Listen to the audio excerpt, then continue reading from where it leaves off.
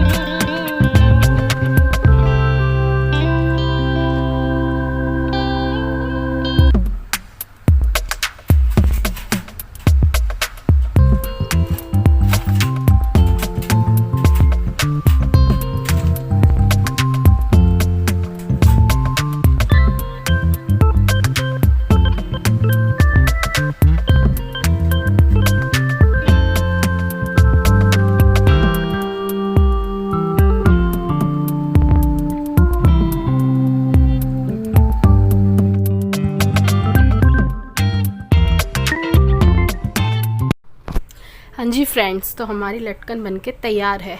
आपको अगर आइडिया पसंद आया हो तो चैनल को सब्सक्राइब ज़रूर करें और वीडियो को लाइक करें, क्योंकि यहाँ पे आपको इसी तरह के आइडियाज़ की और डिज़ाइनिंग की वीडियोस मिलती रहेंगी। और अपने दोस्तों के साथ शेयर भी ज़रूर करें। चले फिर मिलते हैं अगली वीडियो में। जब तक के लिए take care and bye bye.